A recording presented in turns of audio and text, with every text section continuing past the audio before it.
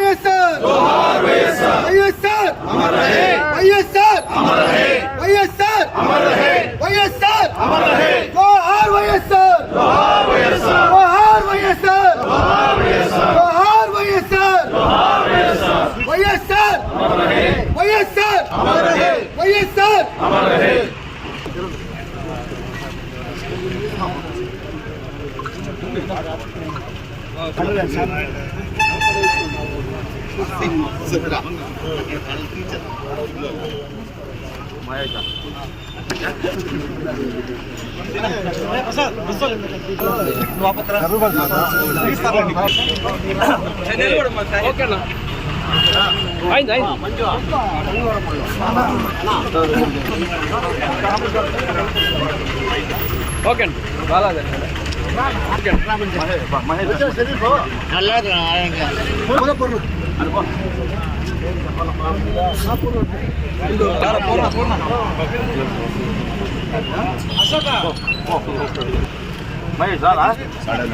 కొంచెం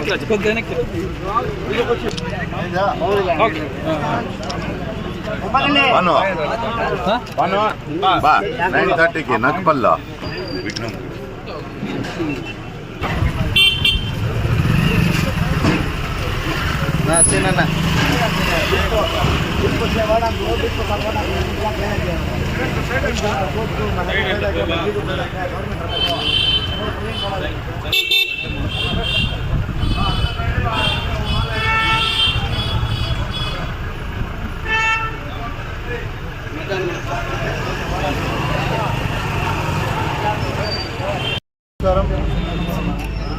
ఈరోజు మహానేత వైఎస్ రాజశేఖర రెడ్డి గారి 77వ జయంతి సందర్భంగా ఇక్కడికి ఇచ్చేసినటువంటి ప్రతి ఒక్కరికి పేరు పేరున నేను ధన్యవాదాలు తెలియజేసుకుంటూ అదేవిధంగా మీడియా సోదరులందరికీ కూడా ప్రత్యేకంగా ధన్యవాదాలు తెలియజేస్తున్నా.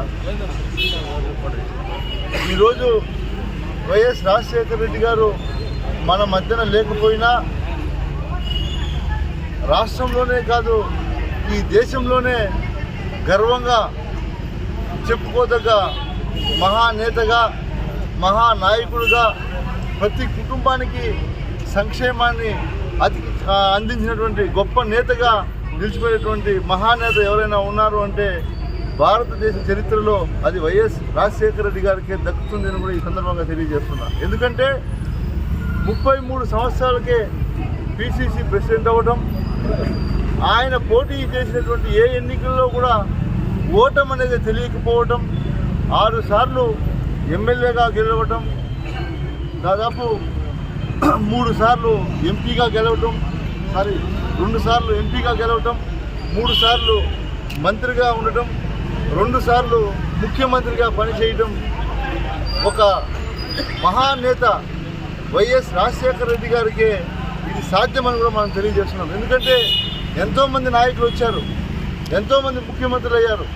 ఆ ముఖ్యమంత్రులు అందరూ కూడా ఈరోజు ప్రజలకు మర్చిపోయినటువంటి సంఘటన మనం చూస్తున్నాం. కానీ రాజశేఖర రెడ్డి గారు 2 సార్లు ముఖ్యమంత్రి అయితే ఈరోజు ప్రతి ఇంట్లో దేవుడి పటం పక్కన రాజశేఖర రెడ్డి గారి పటం పెట్టుకోవడం ఈ ఆంధ్ర రాష్ట్రంలో మనం చూస్తున్నాం.